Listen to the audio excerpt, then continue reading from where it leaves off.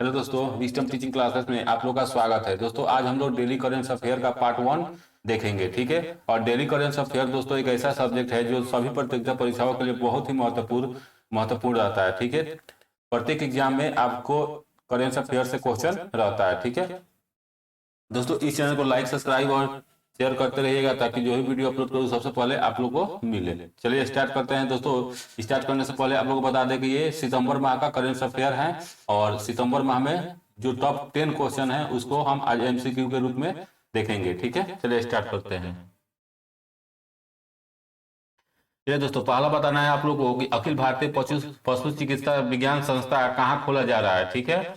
आप लोग को ऑप्शन है ये मध्य प्रदेश, नई दिल्ली, हरियाणा और उत्तर प्रदेश। आप लोग को बताना है कि अखिल भारतीय पशु चिकित्सा विज्ञान संस्था कहाँ खोला जा रहा है, ठीक है। इसका राइट आंसर हो जाएगा नई दिल्ली में, ठीक है। नई दिल्ली में जो है वो अखिल भारतीय पशु चिकित्सा विज्ञान केंद्र संस्था जो है उसको खोला जा रहा है, ठीक है।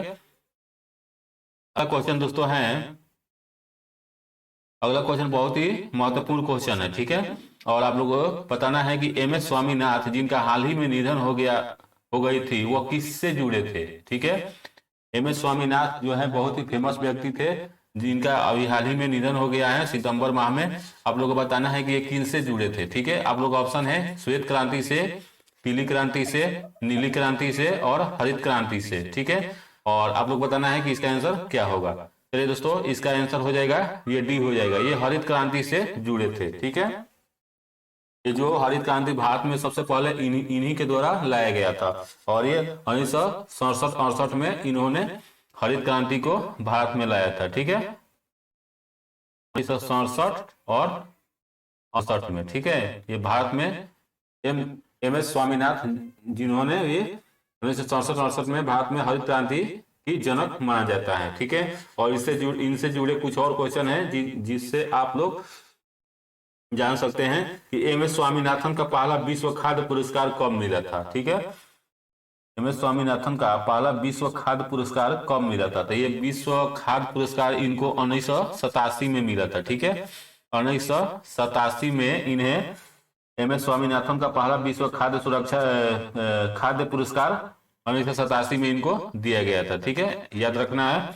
और अगला क्वेश्चन इसमें है दोस्तों, रेमन मैग्सेसे पुरस्कार जो इनको भी एम एस स्वामीनाथन को रेमन मैग्सेसे पुरस्कार भी मिला है, तो बताना है कि कब मिला था। रेमन मैग्सेसे पुरस्कार इनको 1971 में मिला था, ठीक है। 1971 में रेमन मैग्सेसे पुरस्कार एम एस स्वामीनाथन को मिला था, ठीक है। और आप लोग को इनसे जुड़े एक और क्वेश्चन है कि राज्यसभा में मनोनीत ये कब हुए थे। आप लोग बताना है कि राज्यसभा में ये मनोनीत कब हुए थे, ठीक है। तो ये 2007 से 2013 तक ये राज्यसभा में मनोनीत थे, ठीक है। 2007 से 13 तक, ठीक है, ये राज्यसभा में मनोनीत हुए थे। चलिए अगला क्वेश्चन देखते हैं हम लोग 3 नंबर। आप लोग को बताना है कि शांति स्वरूप भटनागर पुरस्कार कितने क्षेत्र में दिए जाते हैं। आप लोग का ऑप्शन है 11, बी ऑप्शन है 7 और सी ऑप्शन है 9 और डी ऑप्शन है 5, ठीक है। आप लोग को बताना है कि ये जो शांति स्वरूप भटनागर पुरस्कार जो है वो कितने क्षेत्र में दिए जाते हैं, ठीक है। तो इसका सही आंसर हो जाएगा ये 7 क्षेत्र में दिए जाते हैं, ठीक है। आप लोग याद रखना है कि ये 7 क्षेत्र में दिए जाते हैं। वो 7 क्षेत्र कौन सा है जिसमें ये दिया जाता है। तो पहला जो है दोस्तों जीव विज्ञान में, रसायन विज्ञान, पृथ्वी वायुमंडल महासागर तथा ग्रह विज्ञान में, अभियांत्रिक विज्ञान में, गणितीय विज्ञान, चिकित्सा विज्ञान और भौतिकी विज्ञान में इसे दिया जाता है। 7 क्षेत्र हुआ। चलिए अगला क्वेश्चन देखते हैं हम लोग। तो बताना है कि बिहार राज्य का दूसरा टाइगर रिजर्व किस जिले में स्थापित किया जाएगा, ठीक है। आप लोग का ऑप्शन है पटना, किशनगंज, अररिया और कैमूर। आप लोग बताना है कि बिहार में जो दूसरा टाइगर रिजर्व स्थापित हो रहा है वो किस जिले में हो रहा है, ठीक है। आप लोग का ऑप्शन ये है पटना, किशनगंज, अररिया और कैमूर। इसका आंसर दोस्तों हो जाएगा ये कैमूर में बन रहा है, ठीक है। बिहार में जो दूसरा टाइगर रिजर्व है वो कैमूर में बन रहा है। तो पहला कहाँ है, तो पहला जो है वो चंपारण में है, ठीक है। चंपारण में जो है वो पहला टाइगर रिजर्व है और दूसरा जो है वो कैमूर में है, ठीक है। कैमूर में बन रहा है, ठीक है। और इससे कुछ और क्वेश्चन है दोस्तों कि आप लोग बताना है कि वर्तमान में कुल बाघों की संख्या कितना है। तो कुल बाघों की संख्या आप लोग को हो जाएगा 54 गो कुल बाघों की संख्या है, ठीक है। और बिहार का सबसे बड़ा वन्य जीव अभयारण्य कौन सा होगा? ये चंपारण वाला होगा या कैमूर वाला? तो ये कैमूर जो है वो सबसे बड़ा वन्य जीव अभयारण्य होगा, ठीक है। ये 2 जिलों से मिलकर 2 जिलों में फैला हुआ है। तो एक तो कैमूर में फैला हुआ है, तो दूसरा जिला किस में फैला हुआ है? तो रोहतास में, ठीक है। जो रोहतास है, रोहतास जिला है वो रोहतास और कैमूर दोनों जिलों को में फैला हुआ है, ठीक है। और आप लोगों को बताना है कि जो कैमूर जो वन्य जीव अभयारण्य है, इसकी स्थापना कब हुआ था? इसका स्थापना दोस्तों 1979 में इसकी स्थापना हुआ था, ठीक है। चलिए अगला क्वेश्चन हम लोग देखते हैं।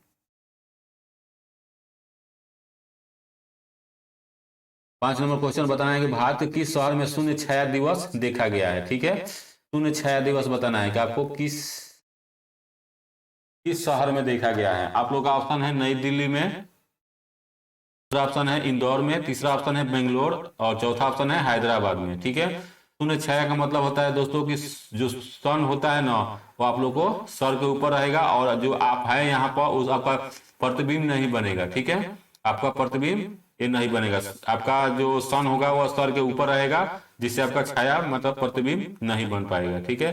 तो वैसा देखा गया है भारत में। तो कहाँ पर देखा गया है, किस शहर में, उसके बारे में बताना है कि कहाँ पर देखा गया है। तो इसका आंसर हो जाएगा बेंगलोर में। ये बेंगलोर में देखा गया है, ठीक है। अगला क्वेश्चन है दोस्तों, प्रधानमंत्री उज्ज्वला योजना के तहत देश सब्सिडी कितनी रुपया प्रति सिलेंडर कर दिया गया है, ठीक है।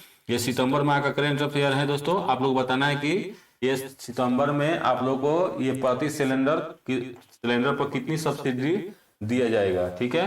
तो आप लोग का ऑप्शन है, ये पहला ऑप्शन है 200 रुपया, दूसरा ऑप्शन है 300 और तीसरा ऑप्शन है 400 और चौथा ऑप्शन है जो 500 दिया गया है, ठीक है। आप लोग बताना है कि इसका सही आंसर क्या होगा। तो इसका सही आंसर हो जाएगा आप लोग का 3 नंबर, 400 रुपया आप लोग का सब्सिडी दिया जाएगा, ठीक है, प्रति सिलेंडर। अगला क्वेश्चन हम लोग देखेंगे 7 नंबर क्वेश्चन, ठीक है। आप लोग बताना है कि राष्ट्रीय पाठ्यचर्या ढांचा यानी एनसीएफ 2023 जो तैयार किया गया था वो किसके द्वारा तैयार किया गया था, ठीक है। आप लोग का ऑप्शन है, पहला ऑप्शन है के कस्तूरी रंजन समिति द्वारा, दूसरा ऑप्शन है राष्ट्रीय विकास परिषद द्वारा और तीसरा ऑप्शन है शिक्षा मंत्रालय के द्वारा और चौथा ऑप्शन है आप लोग का केंद्रीय माध्यमिक शिक्षा परिषद के द्वारा। आप लोग बताना है कि ये एनसीएफ 2023 जो है वो किसके द्वारा तैयार किया गया था, ठीक है। तो इसका राइट आंसर हो जाएगा पहला हो जाएगा, ठीक है। कि कस्तूरी रंगन समिति के द्वारा इसे तैयार किया गया था, ठीक है। अगला क्वेश्चन हम लोग देखेंगे, भारत के सूर्य के अध्ययन के लिए भारत ने सूर्य के अध्ययन के लिए आदित्य L1 मिशन लॉन्च किया है, ठीक है। तो आप लोग बताना है कि वो कब लॉन्च हुआ है। 2023 में लॉन्च हुआ है, तो कब हुआ है उस डेट बताना है, ठीक है। आप लोग का ऑप्शन है 25 सितंबर, बी ऑप्शन है 14 सितंबर, सी ऑप्शन है 5 सितंबर और डी ऑप्शन है 2 सितंबर। तो आप लोग बताना है कि आदित्य L1 जो मिशन है भारत ने लॉन्च किया है सूर्य के अध्ययन के लिए, तो किस तारीख को लॉन्च किया गया था। तो इसका राइट आंसर हो जाएगा दोस्तों 2 सितंबर को, ठीक है। 2 सितंबर 2023 को भारत ने आदित्य L1 मिशन को लॉन्च किया गया था, ठीक है। और पृथ्वी के लिए भी एक गगनयान मिशन लॉन्च करने वाला है भारत, ठीक है। अगला क्वेश्चन है दोस्तों, एशियाई खेल 2022 में भारत ने पहला स्वर्ण पदक किस खेल में जीता है। आप लोगों को बताना है कि एशियाई खेल 2022 में जो हुआ था दोस्तों, उसमें भारत के तरफ से पहला स्वर्ण पदक किस खेल में जीता गया था, ठीक है। उस खेल का नाम बताना है। पहला ऑप्शन है क्रिकेट में, तैराकी में, शूटिंग में और टेबल टेनिस में। आप लोग बताना है कि भारत ने जो पहला स्वर्ण पदक जीता था एशियाई खेल 2022 में, तो उसमें किस खेल में जीता था पहला स्वर्ण पदक। तो इसका राइट आंसर हो जाएगा आपका शूटिंग में भारत ने स्वर्ण पदक जीता था, ठीक है। अगला क्वेश्चन है दोस्तों 10 नंबर, किस फिल्म को ऑस्कर 2024 के लिए भारतीय आधिकारिक प्रविष्टि के रूप में नामित किया गया है। यानी 2024 में जो ऑस्कर पुरस्कार दिया जाएगा दोस्तों, तो वो किस फिल्म को भारत ने प्रमोट करने के लिए उस फिल्म को चुना है, ठीक है। कि 2024 में ये प्रमोट मतलब ऑस्कर के लिए उसमें नामित करेंगे, ठीक है। आप लोग का ऑप्शन है जवान फिल्म, बी ऑप्शन है गदर 2 फिल्म और सी ऑप्शन है द कश्मीर फाइल फिल्म और चौथा ऑप्शन है 2018 एवरीवन इज ए हीरो, ठीक है। आप लोग को बताना है कौन सा आंसर सही होगा। तो इसका आंसर, राइट आंसर हो जाएगा दोस्तों 2018 एवरीवन इज ए हीरो। ठीक है, ये आपका केरल का मूवी है। ठीक है,